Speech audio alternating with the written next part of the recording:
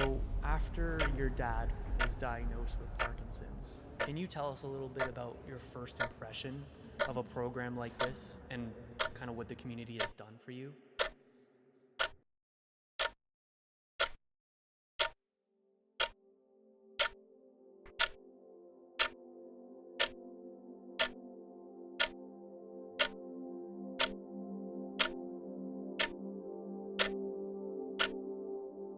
They may not be Broadway bound, but they are moving to the beat, limbering up and having fun. The program is called Dancing with Parkinson's. Dancing with Parkinson's. Dancing with Parkinson's. Dancing with Parkinson's. It's pretty amazing because every time we get a checkup from the doctor, neurologist, gerontologist, they go like, your dad, man, like, how is he still like walking and talking and doing all these things? Because typically we see a much more marked decline. And so basically we thought, well, it's the dancing part, it's like a Renaissance resurrection experience for my dad. It's like we thought those days were behind us, and then all of a sudden, like it allowed my father and I to get closer again and finding that commonality. And then, but just after we walk in, it's hugs, it's kisses, it's like, hey, it's amazing. Like I said, it does have that without non-cliche sense of the true, like a family experience, that we can have a good, safe place.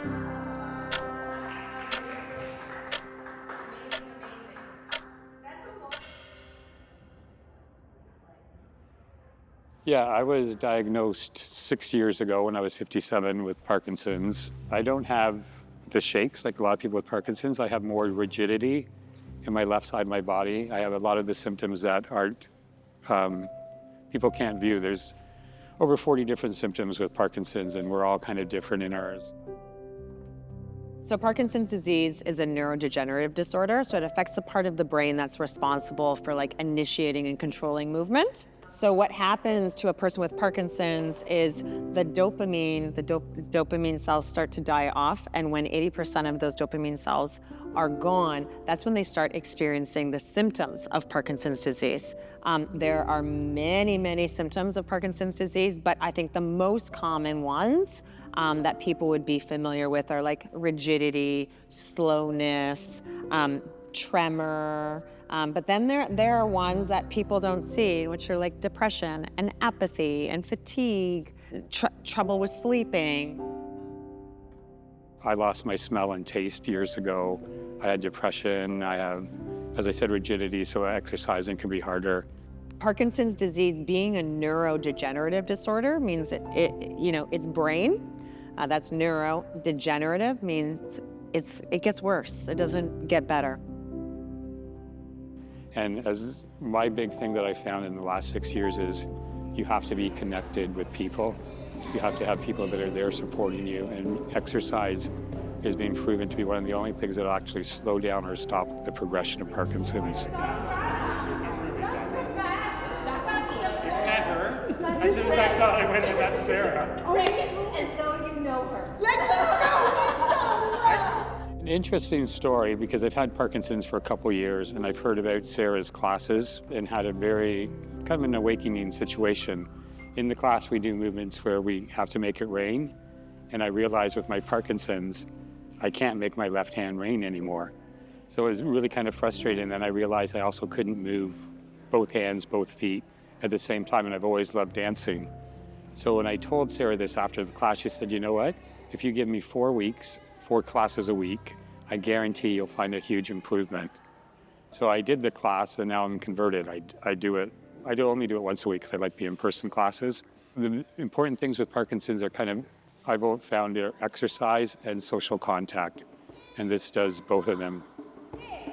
Stop! Yes! Stop! Yes! And no! And no! And push! I started offering free classes in March 2008 with the mission to bring people with PD out of isolation and into an artistic, inclusive community where they could celebrate the joy of their own movement. I have this little gift that I can share with others who don't necessarily have the ability to feel that on their own, but maybe I can help them get there. Honestly, I was just looking for a way to give back to community, and I wasn't sure what my thing was gonna be. I was working as a personal trainer And Andy Berry, who used to be a radio host on CBC Metro Morning, he had Parkinson's and he hired me as his personal trainer. And he was like, what do you know about Parkinson's disease? And I was like, absolutely nothing. And I was like, but I'm gonna do my research and like figure out how to help you sort of manage your symptoms and get stronger and lengthen and increase your flexibility and, you know, improve your balance, all of those things. And learned about the Mark Morris Dance Group, which is a modern dance company based in Brooklyn, New York. And they were offering Parkinson's dance classes. I did the first teacher training workshop in the Dance for PD method and like literally was sold. You see people who have a lot of trouble initiating movement all of a sudden come alive, you know?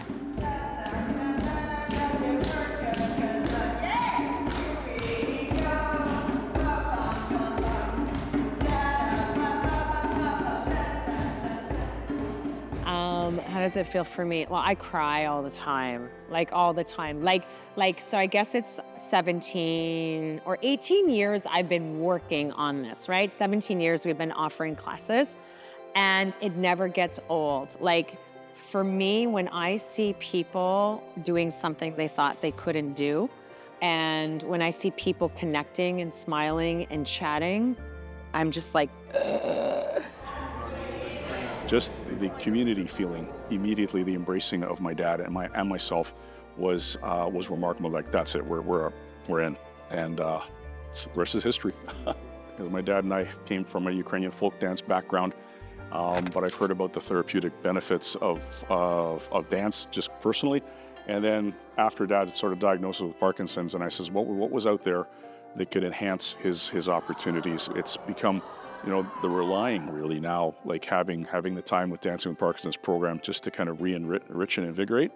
And so, but those kind of benchmarks, you know, like the everyday life, and you're like, God, remember Dad, remember like look at the moves we were busting like last time we were here, and like, yeah, okay, you know, and so kind of keeping him and me both energized, and it kind of keeps us, it just, you know, gives us our heart stronger, you know, to carry on.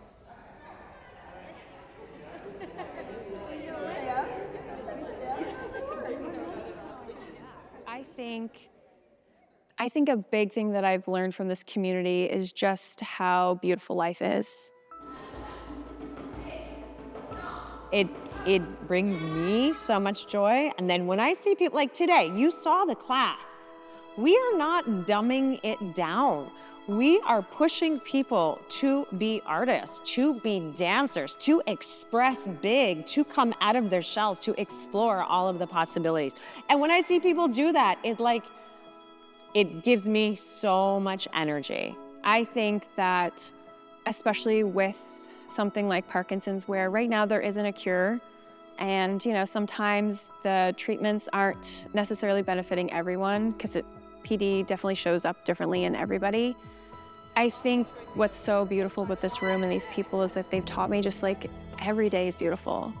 And that when we come into this room, we can just kind of let go of anything that we were feeling in the day. If maybe we're not feeling good or we had a rough start to our morning, and the minute we walk in this room, it's just completely dropped. It's just, how are you? Oh my gosh, it's so good to see you. I can't wait to dance with you. And definitely have learned to not take a day for granted, and also just be so grateful to find such a beautiful community. I want to thank every single person that is here who supports us. It's just so beautiful. And this is the best part of my week, because I come in here and this inspires me to go out and bring more love into the world and be a bright light for other people like they are for me, so. We know that dance is what brings people into the room. I came here to take a dance class. Take a look around the room. Make eye contact with all our incredible volunteers. But it's really like the love and the community that keeps people coming back for more.